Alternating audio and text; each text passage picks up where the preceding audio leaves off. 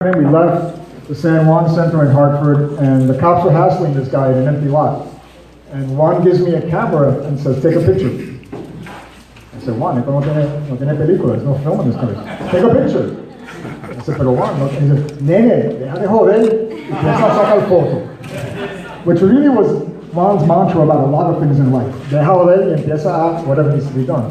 And so I lifted the camera up, pressed a button, and eventually the cops left the guy alone. And they just walked away, left him alone. And that was my first lesson in the power of journalism, was, when they know somebody's watching, they act differently. And so, Juan, if you're watching, we're trying to keep you happy. Okay? We don't want any, hold on, knock them up there.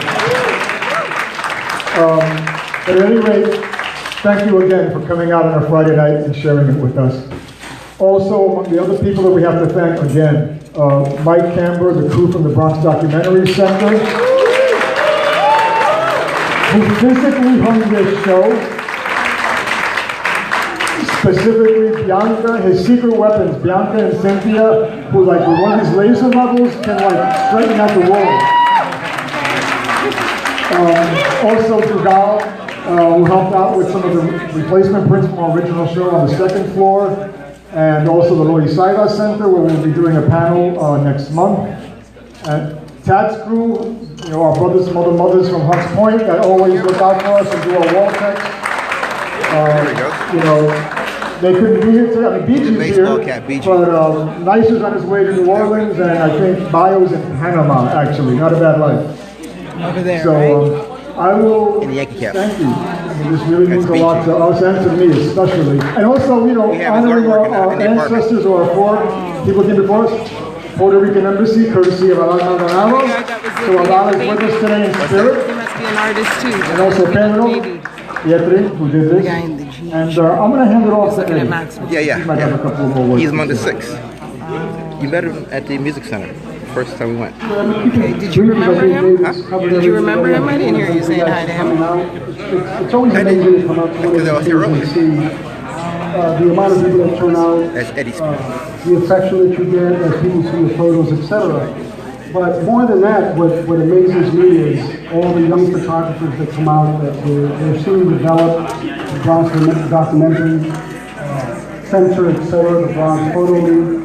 Just people that are following in the work that you have done and keeping those ethics in place. Because you can take photos if you want, but if there isn't a message or if you're doing it in the wrong way and you're making people look bad, then you're not doing what you should be doing. And I think that's part of the mantra of what we try to do all the years, which is reflected in our work. And in the last 5 or 6 years, it's just been so awesome to see a whole wave of young emerging photographers coming.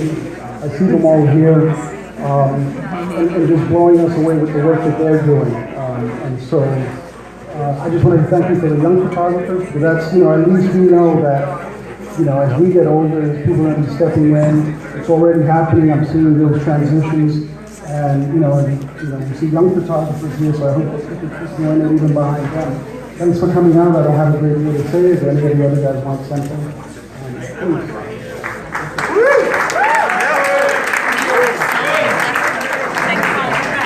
I'd like to thank everyone in this room for showing up, but there's one person in particular, or 2 or 3, maybe 100,000. Shoulder the tripod. One is a man who set me straight in the path to end up here and at my job. The man I call my father, Benedict J. Fernandez, who is not doing well, but he ran the photo film workshop, and he took folks like us, no matter what color, height, size, nationality, you name it, and said, "Come on in. The hug is here. I'm going to teach you how to process a roll of film, and you're going to turn around and teach the next person how to do that." And he's not doing well, but he is my star. And then we have Mel Rosenthal, who's responsible for a lot of people here also, who's not treating well either. And these are people who really took an active role in our community, not just Latins, but everyone across the board. So let's not get in the habit of just saying us. Get in the habit of being French, I guess, and say we. Okay? And The other person I wish to thank a lot is the love of my life, Leslie Golden Franco, who every day gets up and tells me, I love you, you're the love of my life, and I look in the mirror and the mirror says, man, you're in trouble. But I wish to thank her for making these images possible, for putting up with my insecurities and my anger at the world sometimes. But I thank you, sweetie. And Anna, thank you. You have my mother's name also. So there's a reason why we're all here. But thank you for giving us the space and sharing it all with all the heart and love that you can exhibit to the world and those beautiful ladies you have. And I'm sure I missed someone, but these guys are terrific. You know, David, I can't tell you enough. You know, we've been buddies for a million years. The actual curator of the show, Mr. Pagan, has done amazing work. Francisco, who's our poet resident, the photographer. Anybody having a heart attack? Joey? Yeah. And then we have the other Joe Rodriguez, who is also a great inspiration here. Yeah. I'm totally jealous he can sit down. Yeah, and then there's Ricky. Dealt with life, did all kind of stuff. I always kept going, why is he working as as an emergency guy? And then all of a sudden it's like, he's making images of all kind of other shit. I said, wow, okay. And now the coolest thing that happens is whenever I'm up in Westchester working, we get to have lunch together. Hey man, it's like 2 Ricans having lunch working for a newspaper. Wow, it's a great thing. But thank you all, and I'm not a New Rican, I'm Puerto Rican, okay? They're New Ricans. Thank you. It's hard to follow those acts. My name is Anna. I'm the director of the center. The center has a very royal name, and I'm its first Latina director.